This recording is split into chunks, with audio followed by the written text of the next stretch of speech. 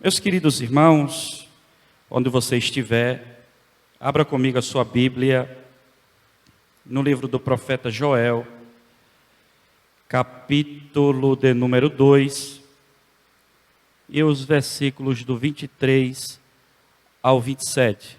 Livro do profeta Joel, capítulo de número 2, e os versículos do 23 ao 27. Diz assim a palavra do Senhor: E vós, filhos de Sião, regozijai-vos e alegrai-vos no Senhor, vosso Deus, porque Ele vos dará ensinador de justiça, e fará descer a chuva, a temporã e a serôdia no primeiro mês. E as eiras se encherão de trigo, e os lagares transbordarão de mosto e de óleo. E restituir-vos-ei os anos que foram consumidos pelo gafanhoto, e a locusta, e o pulgão, e a oruga, o meu grande exército que enviei contra vós. E comereis fartamente, e ficareis satisfeitos, e louvareis o nome do Senhor, vosso Deus, que procedeu para convosco maravilhosamente, e o meu povo não será mais envergonhado. Versículo 27. E vós sabereis que eu estou no meio de Israel, e que eu sou o Senhor, vosso Deus, e ninguém mais, e o meu povo não será envergonhado para sempre. Louvado seja Deus. Eu estava falando com Deus esses dias e pedindo a Ele uma palavra para poder ministrar para a sua igreja no dia de hoje. E clamando a Deus e folheando a Bíblia Sagrada, me veio este texto sagrado que falou fortemente ao meu coração. E eu tenho certeza que assim como Deus falou comigo através desta palavra, eu tenho certeza que Deus falará também com você, meu irmão, que nos acompanha tanto pelo Facebook, como também pela nossa rádio web. Meus queridos irmãos, o livro do profeta Joel é um livro muito impactante, que muito chama a nossa atenção pela sua postura de profeta e pela palavra que este homem de Deus ministrou para o seu povo em seus dias. Porém, é bem verdade, e eu acredito que assim os irmãos sabem bem, o livro do profeta Joel, ele é formado por apenas 3 capítulos, fazendo assim com que este livro seja considerado, ele esteja incluso na categoria dos profetas menores.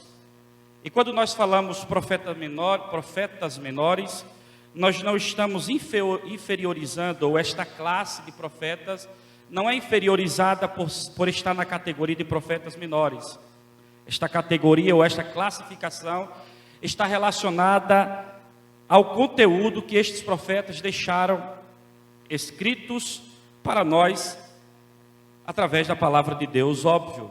E se nós formos fazer uma comparação entre esses profetas menores, a exemplo de Oséias a Malaquias, que são os profetas menores, comparando-os com os profetas maiores, que é Isaías, Jeremias, Ezequiel e Daniel, nós vamos observar que esses livros, eles têm uma quantidade de um conteúdo maior em relação a esses profetas menores. Pois bem, outra coisa interessante sobre o povo de Deus, o povo judeu, é que os nomes que eles recebiam tinham uma finalidade, ou esses nomes que eram escolhidos para o povo judeu, estava relacionado ao seu perfil e tinha um significado espiritual.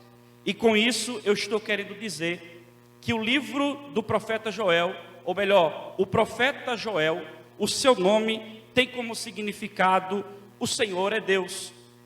Logo em seguida, nós entendemos que com a finalidade, ou com o significado, melhor dizendo, do nome deste profeta, profeta Joel, que quer dizer o Senhor é Deus, nós já somos impactados pelo seguinte sentido do significado do nome deste profeta. Quando este profeta, através do seu nome, cujo significado o Senhor é Deus, já se anula o politeísmo, a adoração a outros deuses. Não se deve e não se pode adorar a outros deuses, ou melhor, só se deve adorar ao Deus Jeová, ao Deus de Abraão, ao Deus de Isaac e ao Deus de Jacó. Esse é o significado do nome Joel, que quer dizer o Senhor é Deus. Então, meus queridos irmãos, este livro, ele tem uma finalidade, ele tem um sentido espiritual muito poderoso, não só pelas informações que eu aqui já passei para os irmãos, mas o seu conteúdo em si. Qual o propósito deste livro escrito, ou a palavra profética deixada por este profeta ao povo de Judá ali naquele tempo? Três coisas ou três propósitos importantes aqui nós poderemos destacar sobre este livro, que é composto apenas por 3 capítulos. O primeiro propósito deste livro foi de juntar o povo diante do Senhor. Segundo propósito, exortar o povo a arrepender-se e a voltar-se humildemente ao Senhor com jejuns, com choro, com pesar e também com clamor. E o terceiro propósito que nós identificamos neste livro é o de registrar, ou de deixar registrado uma palavra profética de restauração para o povo de Deus, que após o seu sincero arrependimento, eles alcançaram de fato essa restauração. Então o terceiro ponto é o registro, ou registrar a palavra profética de restauração para o povo de Deus, após o seu sincero arrependimento. E por assim ser, meus irmãos, para nós darmos início a essa história bíblica impactante que aqui o profeta Joel, ele deixou, no primeiro capítulo deste livro, o profeta nos traz uma informação um tanto dramática, dolorosa e assombrosa, por assim dizer. Pois a nação de Judá, o povo de Deus ali na terra de Judá, enfrentou uma calamidade terrível, catastrófica. E isso se deu por conta de uma praga de gafanhotos que veio até a terra e consumiu todo o alimento, toda a roça, toda a fonte de renda que o povo de Judá tinha ali naquela terra, pelos gafanhotos foram destruídas, foram consumidas por esta praga terrível. E se você for ler comigo, lá no livro do profeta Joel, no capítulo 1, versículo 7 e o versículo 10, confirma essa informação, conforme está escrito dizendo, no versículo 7 do capítulo 1, fez da minha vide uma assolação. Isso aqui está se referindo aos gafanhotos, a esta praga de gafanhoto que veio à terra de Judá e provocou toda esta assolação, esta devastação, este prejuízo terrível. E ele continua dizendo, fez da minha vide uma assolação e tirou-me a casca da minha figueira e despiu-a toda e a lançou por terra, os seus sarmentos se embranqueceram. Versículo 10, o campo está assolado e a terra triste, porque o trigo está destruído, o mosto se secou, o óleo falta. Ou seja, toda a fonte, toda a plantação, toda a roça, tudo aquilo que era considerado a fonte de renda do povo ali naquela terra, por conta daquela praga, todos eles agora estavam em prejuízo, estavam em calamidades, estavam em total desespero, porque não tinham mais a sua fonte de renda, a condição de cuidar da sua casa, tudo aquilo que eles tinham estocados, que estava ali guardado, tudo sofreu por conta desta praga, a praga de gafanhoto. E não só foi esta praga que assolou o povo de Deus ali na terra de Judá, também houve muita seca, uma outra triste realidade que está registrado no mesmo livro, claro, e nos versículos 19 e o versículo 20 do primeiro capítulo, que diz assim: a ti, ó Senhor, clamo, porque o fogo consumiu os pastos do deserto, e a chama abrasou todas as árvores do campo. Também todos os animais do campo bramam a ti, porque os rios se secaram, e o fogo consumiu os pastos do deserto. Então, a devastação que ali aconteceu por conta daqueles gafanhotos, e para não dizer que foi pouco, ainda veio esta seca que assolou por completo a nação de Judá, e isso não foi nada agradável. O povo estava em desespero, estava angustiado e desesperado por conta dessa situação, mas diante desse relato aqui que a Bíblia nos apresenta, é bem verdade que existe um propósito de Deus do porquê que tais tragédias ou porquê que tais devastações acontecem na face da terra. É conforme diz o apóstolo Paulo no livro de Romanos, capítulo 8, 28, que diz: e sabemos que todas as coisas contribuem juntamente para o bem daqueles que amam a Deus e que são chamados por seu decreto. É bem verdade que o sol nasce para o justo e para o injusto. Todo mundo está sujeito às intempéries, os problemas e as lutas da vida. É bem verdade que nos dias atuais nós estamos enfrentando o tal do Covid-19, o coronavírus, que está assombrando não somente o Brasil, mas todo o globo terra. Todo o planeta Terra está desesperado, está angustiado, preocupado com este problema, e que, claro, não é por menos, não é para menos, mas nós somos servos de Deus e acreditamos que também há o propósito de Deus diante deste problema, e eu acredito e já adianto para os irmãos que um dos propósitos de Deus diante deste Covid-19, do coronavírus, eu ouso falar que existe aqui um propósito de Deus de começar a se gerar um grande avivamento no meio do povo de Deus, porque eu creio que isto, aleluia, através disto o Senhor vai incomodar o seu povo e está já levando o seu povo para a sua presença, para orar, para se consagrar, para ler a Bíblia, para se deleitar nos seus caminhos. Então, vamos fazer uso da oportunidade deste alarme tão grande que está acontecendo, não para nos desesperarmos, mas para dobrarmos os nossos joelhos e em oração clamarmos ao Senhor, acreditando que Ele tem poder para mudar toda essa história, toda esta calamidade. Existe uma data marcada por Deus para isso acabar. Eu creio assim. Isso é uma oportunidade de Deus para a humanidade se aproximar dEle, e eu creio que Ele está no controle de todas as coisas. Louvado seja Deus.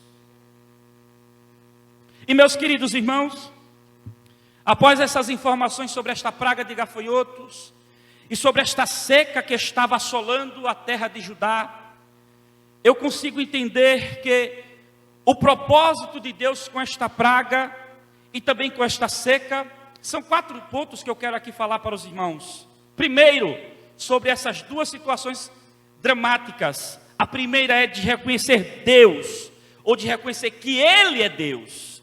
Segundo, ou melhor, acompanhando, além de não somente reconhecer que Ele é Deus, mas também de honrar ao Senhor com todas as nossas forças, adorar a Ele, entendendo, sabendo, tendo consciência que de fato Ele é Deus Yahvé, Jeová Rafa, o Deus Todo-Poderoso, aquele que está no controle de todas as coisas. E quando eu falo sobre isso, ou sobre este propósito de Deus que é de reconhecer que Ele é Deus, e não só de reconhecer, mas também de honrar, eu preciso que você leia a sua Bíblia no livro do profeta Isaías, capítulo 43, o versículo 11 e o versículo 12, que diz assim: eu sou o Senhor, e fora de mim não há Salvador. Eu anunciei, e eu salvei, e eu o fiz ouvir. E Deus estranho não houve, não existiu entre vós, pois vós sois as minhas testemunhas,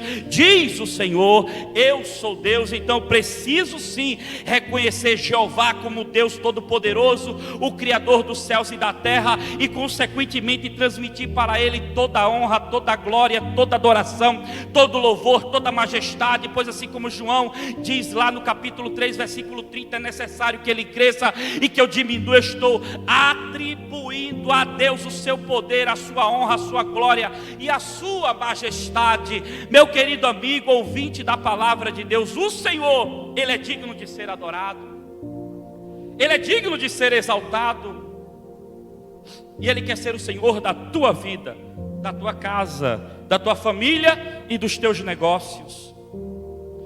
Não só, o propósito não é só de reconhecer que Ele é Deus, como também de honrar, mas também de Deus, através do profeta Joel, transmite que o propósito também era de levar os líderes e o povo a se humilhar e a buscar a face do Senhor, por conta de toda aquela tragédia que estava acontecendo.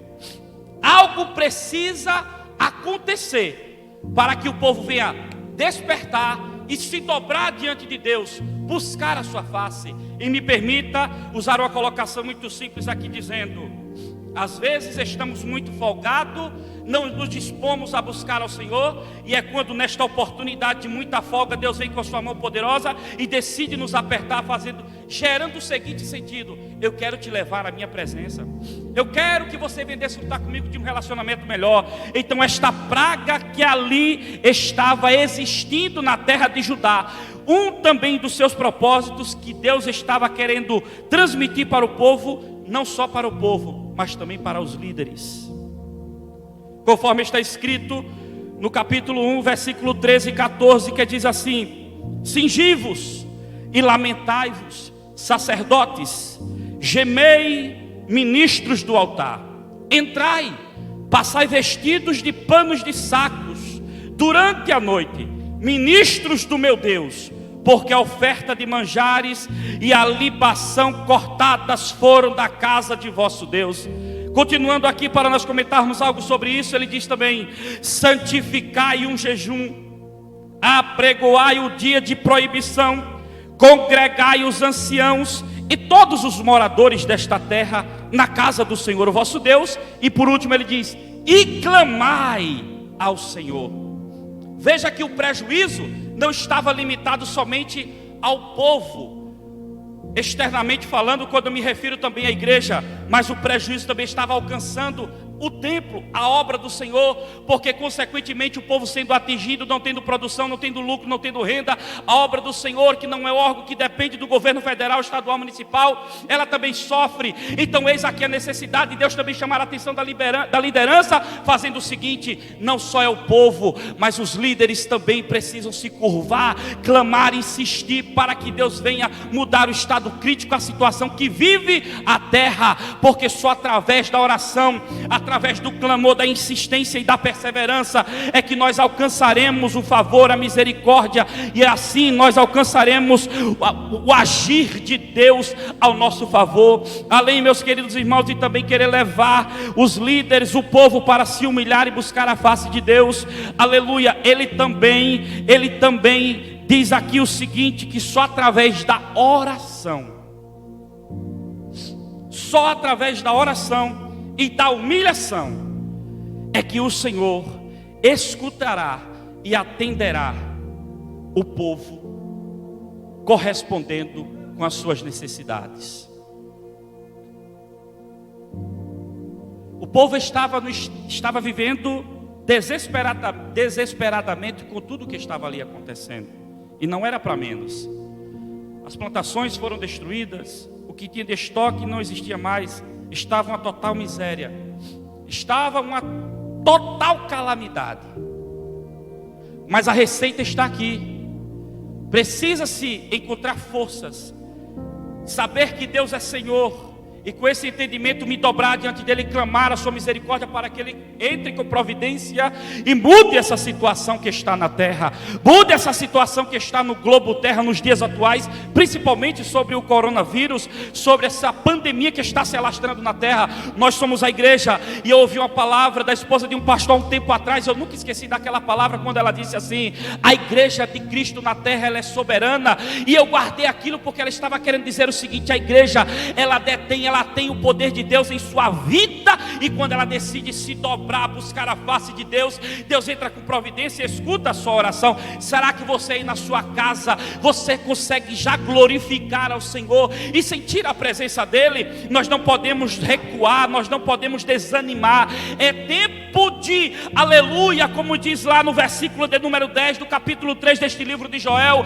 é tempo de forjar as espadas das nossas enxadas e foices das nossas lanças. Ou seja, é hora de se levantar, pegar as ferramentas de guerra e ir adiante para pelejar, porque Deus está dizendo assim: levante-se que eu vou dar conta do recado, mas é preciso tomar uma atitude.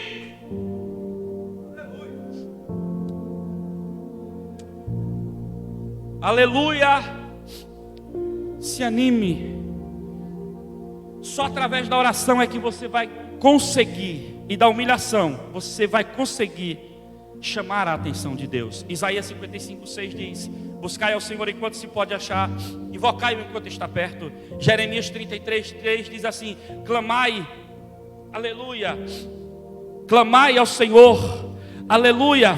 Mateus capítulo 7, versículo 7 e 8 diz assim: aleluia, pedi e dar-se-vos-á, buscai e encontrareis, aleluia, batei e abri-se-vos-á, porque aquele que pede recebe, o que busca encontra, é o que bate se abre. Jeremias 33:3 diz assim: aleluia, clamai ao Senhor e Ele responderá, clamai a mim e eu responderei e anunciar-te coisas grandes e firmes que não sabe. Também 1 Pedro capítulo 5 versículo 6 diz assim: humilhai-vos pois debaixo da potente mão de Deus, e Ele a seu tempo vos exaltará. Eis aqui a receita ou o propósito de Deus através desta praga e desta seca que ali estava acontecendo na terra de Judá. Era para que o povo reconhecesse Ele como Deus e o honrasse. Também foi para que os líderes e o povo decidissem buscar a face do Senhor, e também para que através deste problema o povo decidisse se humilhar, aleluia, em oração, aleluia, se vestir de pano de saco, entender que Ele depende da misericórdia de Deus. E só assim, meus queridos irmãos, é que nós, aleluia, conseguiremos alcançar o favor de Deus, a resposta do Senhor para as nossas vidas. Mas, meus queridos irmãos, quando eu cheguei até aqui desta mensagem, eu fiquei me perguntando por que que Deus, o porquê que isso estava acontecendo com o povo de Deus ali na terra de Judá. Se você for ler no capítulo 1, versículo 5, ele diz assim: despertai ébrios, ou despertai beberrões, alcoólatras, viciados em bebidas. Poderíamos até aqui expandir a informação, quantos tipos de coisas erradas ali não estavam acontecendo, e de repente isso foi uma oportunidade para que Deus entrasse com providência e chamasse a atenção do povo. Existe um comentarista, um teólogo que falou sobre essa situação, essa bebedice ou esse alcoolismo, esses alcoólatras que ali estavam existindo. Um teólogo estava comentando que esse problema estava chegando até nos templos, onde os líderes estavam se beneficiando dos recursos do templo e se envolvendo com bebedice. Isso é uma linha de comentário de um certo teólogo. Mas eu, irmãos, quando eu cheguei neste ponto, que aqui muito me chamou a atenção, e eu perguntei: Senhor, por que Judá neste momento ele está passando por isso? E eu tive a seguinte orientação: o pecado atrai o juízo de Deus. Possa ser que de repente você já esteja entendendo onde eu estou querendo chegar sobre este tipo de mensagem para os dias atuais. Será que esta pandemia que está acontecendo no globo terra não é um juízo de Deus sobre tudo que tem acontecido nos últimos dias? o professor Tiago, diácono Tiago, hoje pela manhã na escola bíblica dominical, juntamente com a nossa irmã Adeilda, ele falou uma coisa que eu guardei para comentar hoje à noite, que foi o seguinte: nós podemos ou não estar no início do princípio das dores, melhor dizendo, nós não sabemos concretamente, mas sabemos que de alguma forma esta pandemia está chamando a atenção do povo. Quem foi que viu um dia, ao longo desses 50 anos, pelo menos eu não sei, conforme as histórias, os registros históricos, eu não vi informação nenhuma de que na terra houve uma paralisação tão generalizada como essa. Eu acho que entre 70 e 100 anos mais ou menos, não houve uma paralisação como essa. Eu acredito que não houve. Então eu acredito que assim como nos dias de Joel, assim está acontecendo nos dias de hoje. E foi como o comentarista falou, os profetas menores têm uma mensagem muito contemporânea, muito presente para esses dias, porque tem uma correlação muito grande, e nós como igreja de Cristo precisamos nos debruçar na palavra de Deus para entender, aleluia, qual é o propósito de Deus e por que certas coisas estão acontecendo. E eu estou querendo chamar a sua atenção para esse ponto. De repente o que está acontecendo na terra é o pecado que gerou este juízo de Deus para nós. Eu não sei, não estou julgando, não estou aqui dizendo com clareza que é isso, mas quem sabe nós temos a festa da carne que muito assola, denigre, mancha a imagem de Deus, mas o nosso Deus é poderoso, aleluia. Deus não dá a sua glória para ninguém, Ele é o Senhor de todas as coisas. E eu lhe digo mais, o dia de cada um vai chegar. É bom que nós reconheçamos que Ele é Senhor, nos debrucemos diante da sua presença e peçamos perdão pelos nossos pecados, porque Ele quer nos restaurar, Ele quer nos conduzir à sua presença, renovar as nossas vidas e nos encher da sua glória. Então quem sabe o que está acontecendo nos dias atuais não é o juízo de Deus sobre a terra, que não está só relacionado a algo, mas tem tanta coisa: droga, prostituição, mentira, roubo, adultério e uma quantidade de coisas. E eu aqui não quero me deter ao pecado em si, mas eu quero te levar a um ponto dramático, melhor, poderoso desta mensagem. Mas eu quero que você entenda que o que de repente está acontecendo possa ser o princípio das dores. E Deus está nos despertando para orar, para nos consagrarmos, para buscarmos a sua face. E em Lamentações capítulo 3, versículo 39 está dizendo assim: de que se queixa o homem, ou pois o homem vivente? Queixe-se cada um dos seus pecados. De repente o povo estava questionando, desesperado, por que dessa situação na terra? Mas é porque eles não decidiram abrir a mente para contemplar o pecado que ali estava acontecendo. E entenda uma coisa: o juízo de Deus, de repente, para ajudar, eu já estou configurando a situação das pragas, ou da praga de gafanhoto da seca, já estou configurando como o juízo de Deus. Por quê?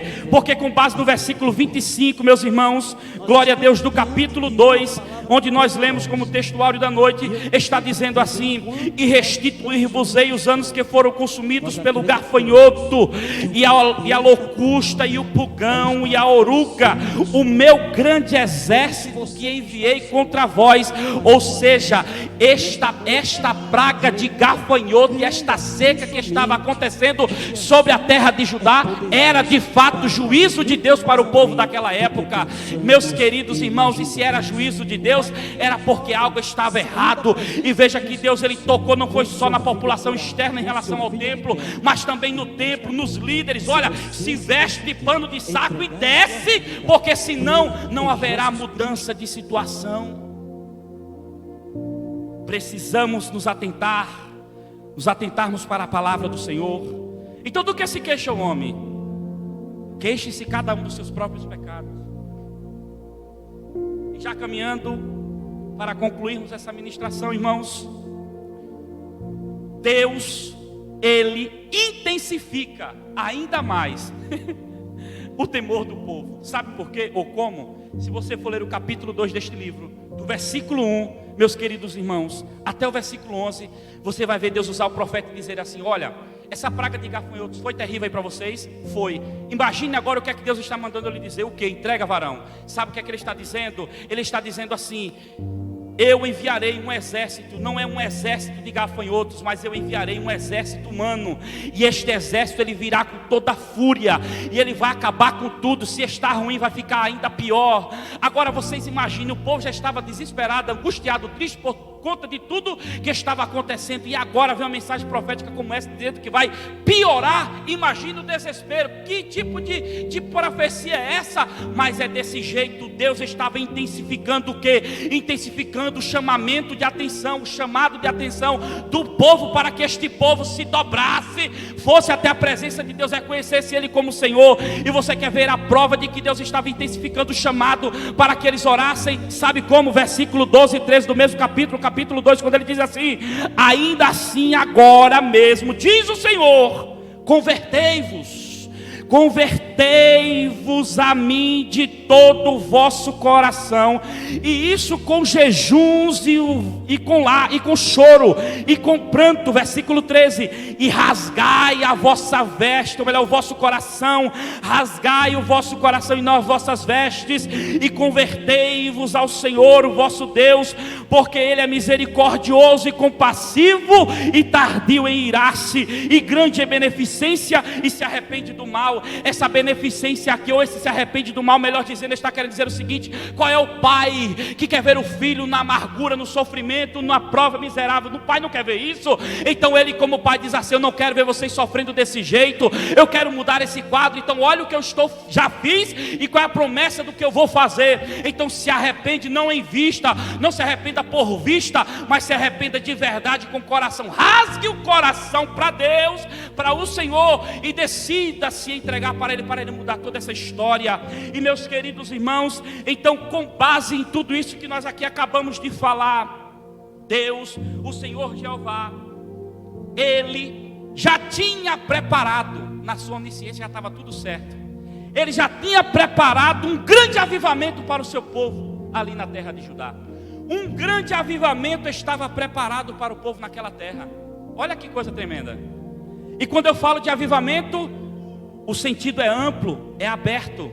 Quando eu falo de avivamento, eu estou falando, Deus já tinha preparado renovo, porque Deus já estava contemplando na onisciência o povo se arrependendo na prensa.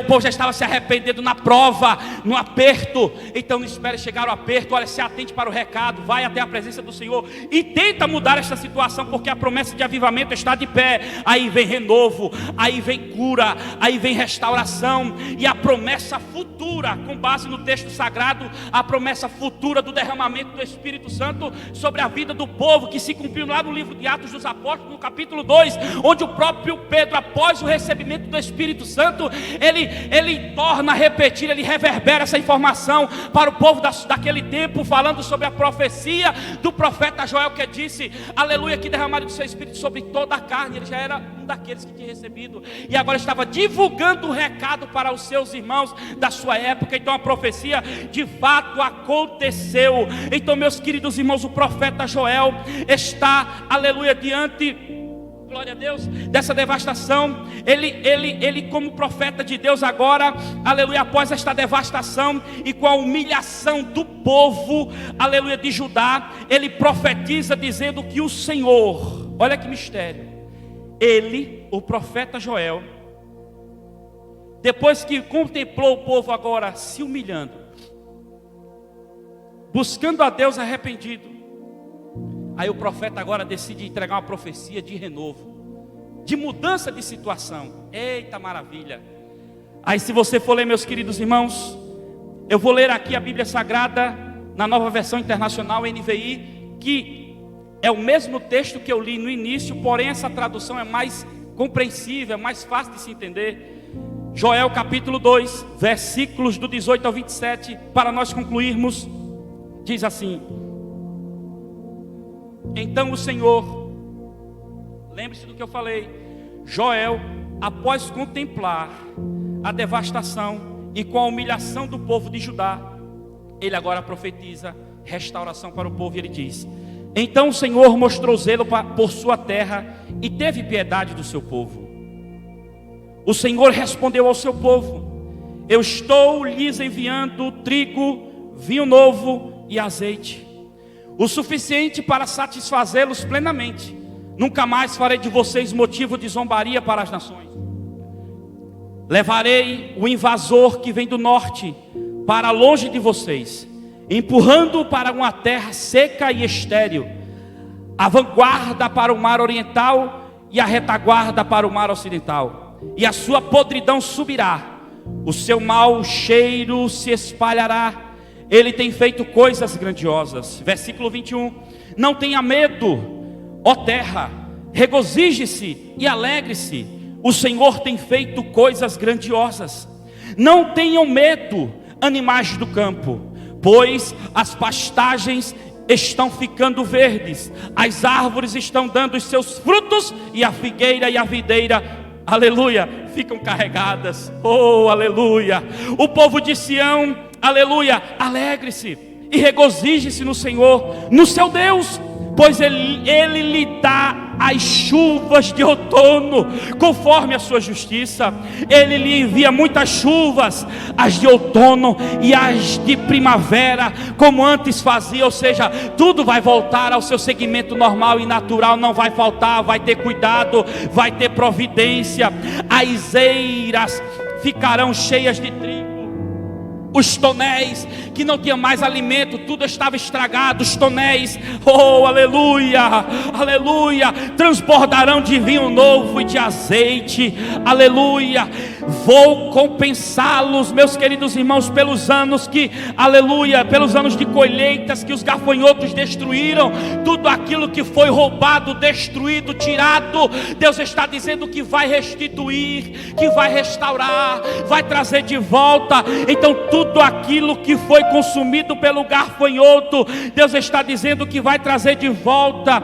Aleluia, meus queridos irmãos. O gafanhoto peregrino, o gafanhoto devastador, o gafanhoto devedor, o gafanhoto cortador, o meu grande exército que veio contra vós, aleluia. Versículo 26, vocês comerão até ficarem satisfeitos e louvarão o nome do Senhor, o seu Deus, que fez maravilhas em favor de vocês. Nunca mais vocês serão humilhados e envergonhados. Por quê? Porque eu estou dizendo que estou cuidando, estou trazendo renovo para a tua vida, para a tua casa e para a tua família. Então vocês saberão, aleluia, que eu estou no meio de Israel. Eu sou o Senhor, o seu Deus, aleluia, e não há nenhum outro. Nunca mais o meu povo será humilhado. Meus queridos irmãos, após esta profecia, nós compreendemos como crentes e salvos que somos, aleluia, que o profeta Joel estava ministrando a palavra profética para o povo, dizendo que haveria chuva em suas respectivas estações. As plantações agora passariam a dar os seus frutos, os armazéns voltariam a estar abastecidos e cheios. E para melhorar a informação, ele está dizendo sobre a promessa futura de que derramaria do seu Espírito Santo. E nós aqui do tempo moderno, desta contemporaneidade, estamos vivendo um tempo de muito avivamento e de muita glória, porque a palavra se cumpriu e nós estamos cheios do Espírito Santo, aleluia. Os nossos armazéns, aleluia, estão abastecidos. A misericórdia do Senhor está sobre as nossas vidas e a glória de Deus tem sido abundante. Mas por quê? Porque o recado foi dado. E eu faço um paralelo aqui, juntamente com o que está escrito no segundo livro das Crônicas, capítulo 7 e o versículo 14, para concluir. E se o meu povo, que se chama pelo meu nome, Canabagia Surabaquemidaiacei, que se chama pelo meu nome, se humilhar e orar e buscar a minha face e se converter dos seus maus caminhos, eu ouvirei dos céus, perdoarei os seus pecados e sararei a sua terra. Lembre-se que com base na oração de Salomão e com a resposta de Deus para o templo ali, para que a glória voltasse a ser manifesta no templo, Deus disse que se o povo se humilhar, orar e buscar a face, a mesma coisa aconteceu com Joel e o seu povo. O povo precisava orar, se humilhar e buscar a face. Aí Deus entraria com providência e mudaria toda aquela história. E eu termino deixando a seguinte frase: restauração é o resultado promovido pela humilhação, pela nossa humilhação diante de Deus. Que Deus em Cristo Jesus te abençoe. Você aí na sua casa, no meio da tua parentela, que este vírus que está assombrando a terra, em nome de Jesus, que em nome de Jesus ele seja destruído, e que nós venhamos, aleluia, superar todo mal que está tentando nos assolar, aleluia, nos afligir. Em nome de Jesus, Usemos a autoridade de Deus e repreendamos todo o mal, em nome do Pai, do Filho e do Espírito Santo. Deus abençoe a todos, em nome de Jesus. Meus queridos amigos ouvintes, você que nos acompanha, de repente você não é crente. De repente você não é crente, está aí nos acompanhando pelo Facebook, pelo Instagram e pela rádio web. Aleluia. Deixa eu lhe dizer uma coisa. Essa mensagem aqui não é só para os crentes, não. Essa mensagem aqui é para todo ser humano, porque todos nós, seres humanos, nós somos criados por Deus Jeová. Foi Ele quem nos criou, e Ele nos projetou para que nós venhamos desfrutar das suas benesses, das suas maravilhas, e principalmente de uma morada celestial que Ele preparou para nós. Não perca a oportunidade de se decidir para Jesus, porque Jesus quer salvar a tua alma, Ele quer salvar a tua família, Ele quer salvar os teus negócios, Ele quer salvar a tua história e principalmente a tua alma. Dê agora um passo para Jesus. Entenda que é tempo de voltar para Ele. Se você está afastado, se você está distanciado dos caminhos do Senhor, você já recebeu promessa, profecia, aleluia, quantas palavras proféticas você recebeu de Deus, aleluia, para a sua vida ministerial, profissional, familiar, aleluia. Deus quer renovar isso em tua vida. Então, meu querido amigo, hoje é dia de voltar para o Senhor. Hoje é dia de se reconciliar com Deus. As promessas estão de pé. Jesus está batendo a porta da tua casa. Isso eu falo do coração, porque Ele quer entrar. Deixa Ele entrar. Deixa Ele mudar a sua história. Deixa Ele mudar a sua vida.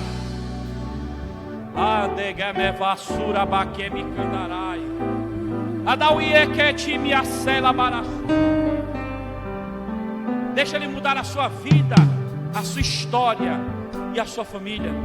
Todo este vendaval que está acontecendo nesses últimos dias vai passar. E eu torno a repetir: será que é o princípio das dores? Mas eu não sei. Mas eu preciso, como crente, ter a seguinte consciência: eu preciso dia após dia estar mais próximo do Mestre, porque a qualquer momento a trombeta vai soar e eu quero me encontrar com Ele nos ares. Faça você isso também. Entregue a sua vida para Jesus. Deus te abençoe. Deus abençoe a sua casa. Deus abençoe a sua família. Em nome de Jesus. Vamos orar. Querido Deus, Pai bendito, Pai eterno, em nome de Jesus, meu Deus, eu quero pedir ao Senhor a sua misericórdia em favor de todos aqueles que nos acompanham nesta noite, a todos aqueles que estão ligados da sua residência, do seu trabalho. Deus, que a tua bênção alcance a cada um. Deus querido, que haja renovo, que haja restauração, que haja cuidado, providência da parte do Senhor, e que aquele que neste momento está se entregando a Ti, torna a escrever o nome dele no livro da vida. Renove as forças dos seus filhos, gera algo novo, Pai querido, gera um avivamento nunca visto na terra. Deus querido, eu tenho tido um sentimento, e eu creio que como servo do Senhor, eu ouso falar nesta noite: a igreja vai passar esse vento, e a igreja vai desfrutar de uma glória muito grande. E eu creio que vai haver um renovo sobrenatural nas igrejas, muitas reconciliações, muitos batismos com o Espírito Santo, manifestações dos dons do Espírito Santo, aleluia, profetas de Deus sendo levantados. Jesus, eu creio que um verdadeiro avivamento vai acontecer na terra, nas igrejas, no meio do povo de Deus. Senhor Jesus, muito obrigado por esta noite. Muito obrigado pela vida de cada um dos seus filhos que acompanharam esta transmissão, a transmissão deste culto. Continue abençoando a todos, em nome do Pai, do Filho e do Espírito Santo. Amém e amém. Aleluia.